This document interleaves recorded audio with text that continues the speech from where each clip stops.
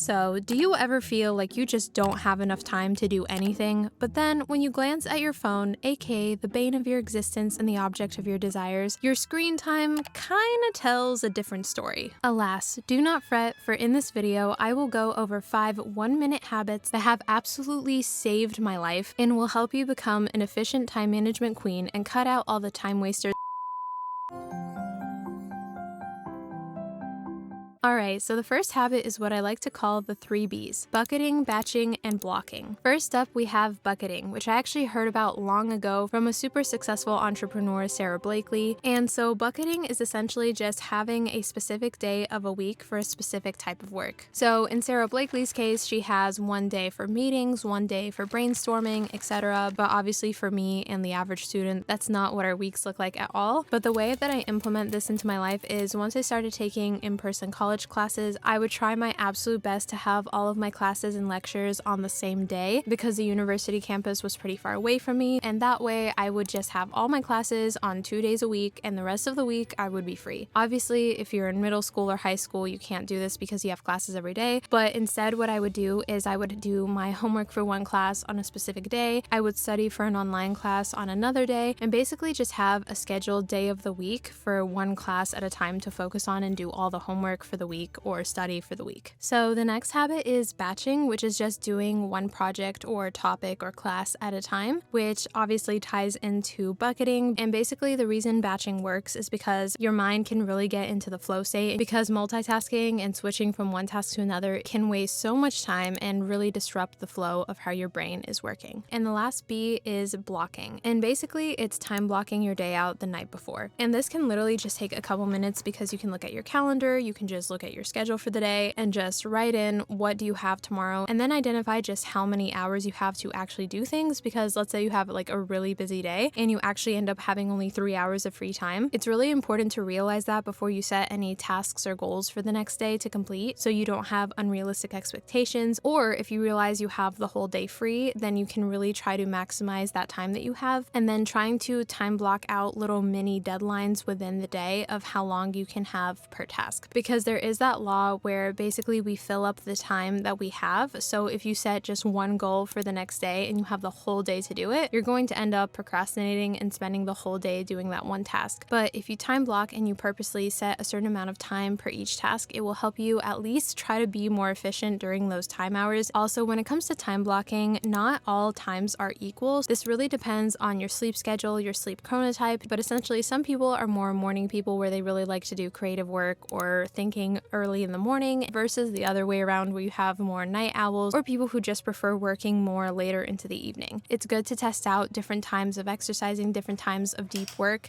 and just see when does your brain work most efficiently, and then time block depending on your energy preferences. Okay, so this next habit is something that I really started incorporating into my life this last year, and it's using my brain while I use my body, aka habit stacking. You may have also heard of habit stacking as doing like active work paired with passive work, or pairing something that you hate with something that you like. But essentially in my case, when I really want to watch something, I'll then exercise while I watch that something so that I'm not just sitting or lying in my bed the whole time. And I also really like to listen to useful information while I do chores or I go for walks. And normally I would just listen to music whenever I would go for a walk with my dog, or I would be cleaning my room or the kitchen. But one time I decided to actually time how long I actually spent in a day doing chores and walking, and it came out to around 1.5 hours. And if you times that by 7, that's roughly 10.5 hours a week of listening to music. So I realized I probably should start using my time during walks or chores more wisely and actually brainstorm ideas for my videos, or listen to useful podcasts or books, or listen to my textbook chapters and research articles that I would anyways have to read for university. And I do that by using this app called listening.com, since it can turn any academic paper, textbook, PDF, or even web page into audio. It's honestly one of my favorite apps right now, which is why I'm so thrilled they're sponsoring today's video, since it allows me to learn from anywhere and not have to be crouched over my textbook or in front of my computer for hours on end. It has multiple super crisp and clear reading voices to choose from, is a type of deep learning algorithm that is particularly well suited for analyzing visual imagery, can read math equations, skip citations, and even pronounce those tricky technical words that we all stumble over. And the coolest part is that it even has a one-click note note-taking feature, so you just hit the plus note button while listening and it saves the sentence into a notepad for you. Also, for any students and researchers out there, you're going to love the automatic chapter detection feature since it lets you jump straight to the section that you need to listen to. Any data tables are also laid out visually in the app for easy review. So yeah, listening.com has been a game changer for me, and since you guys are part of my community, instead of getting the normal 2-week free trial, if you use my link, you'll get an extra week for free. That's 3 whole weeks to try out listening.com and see how it transforms your learning experience. So go to listening.com/study2success for a free 3-week trial, and trust me, you're going to start saving so much more time once you start using it.